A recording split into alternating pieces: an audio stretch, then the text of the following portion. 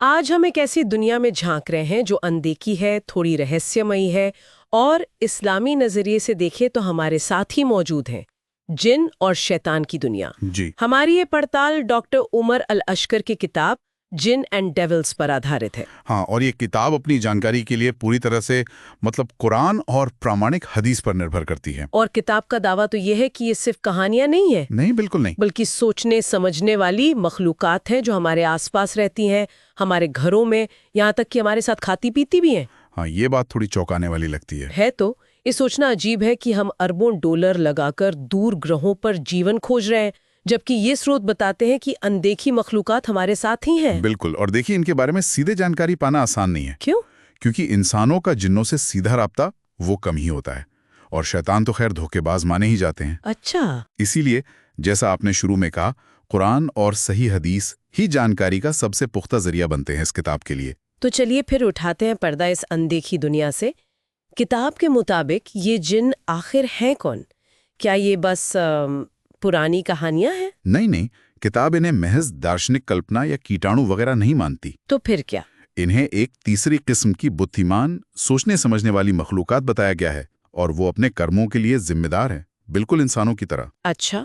और दिलचस्प बात यह है कि कुरान के अनुसार ये आग की लपट से बने हैं। आग से? हाँ, इंसानों से अलग जो मिट्टी से बने, और फरिश्तों से भी अलग जो नूर यानी रोशनी से बने हैं। आग से बने, ये तो वाकई बिल्कुल अलग बात है। इसका उनके स्वभाव पर क्या असर पड़ता होगा? किताब कुछ बताती है? हाँ, देखिए, उनकी वो आग वाली प्रकृति शायद उनकी तेजी और रूप बदलने की क्षमता से जुड़ी हो सकती है।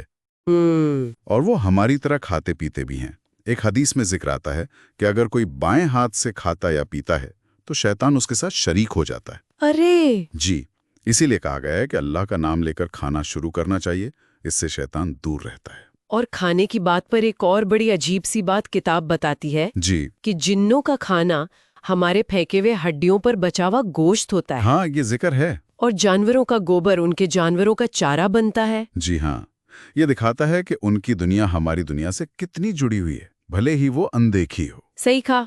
अच्छा, और ये भी सुना है कि कुछ जानवर उन्हें महसूस कर सकते हैं। हाँ बिल्कुल, हदीस में आता है कि रात में अगर गधे रेंकें या कुत्ते भौंकें तो अल्लाह की पनाह मांगनी चाहिए। क्यों?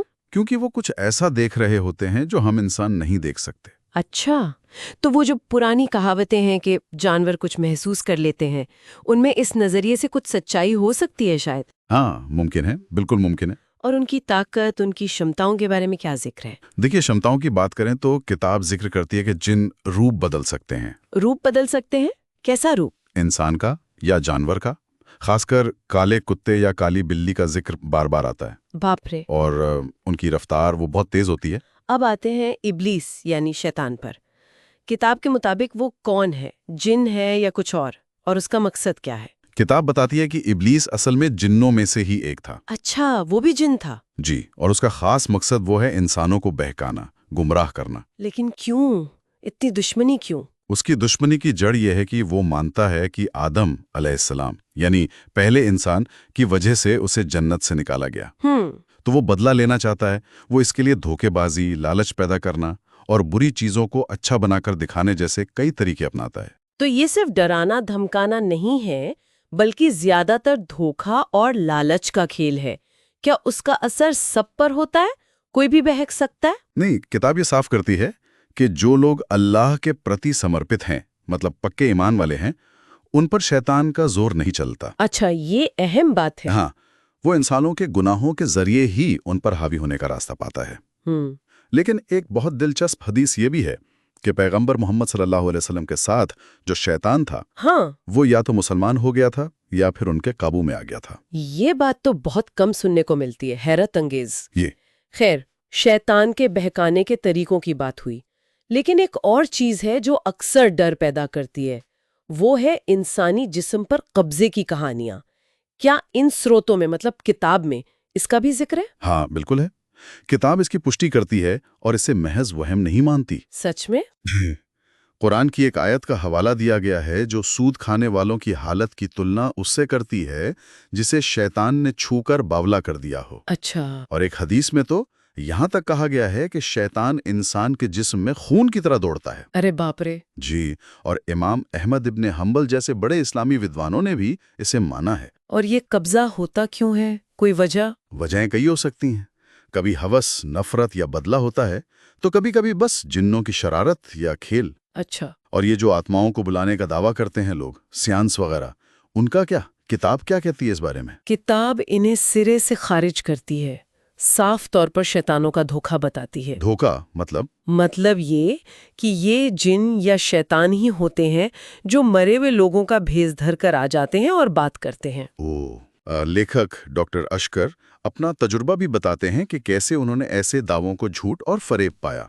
और वो बताते हैं कि जो माध्यम था वो खुद इस्लामी तालीमात पर अमल नहीं करता था।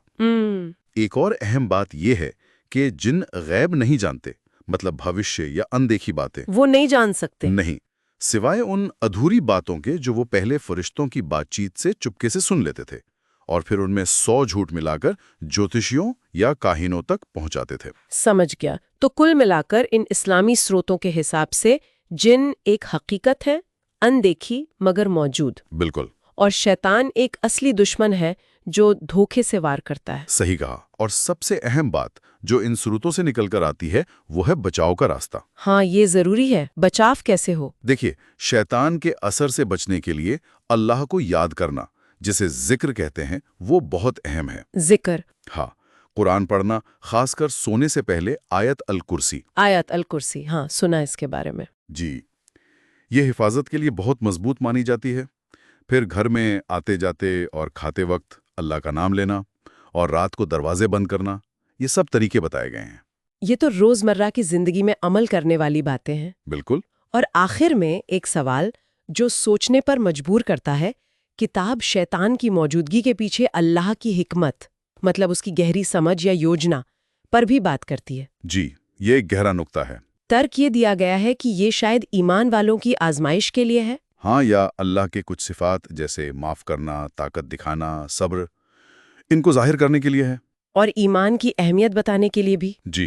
तो क्या ऐसा हो सकता है कि जिसे हम बुराई या नकारात्मक चीज समझते हैं वो असल में किसी बड़े मकसद का हिस्सा हो?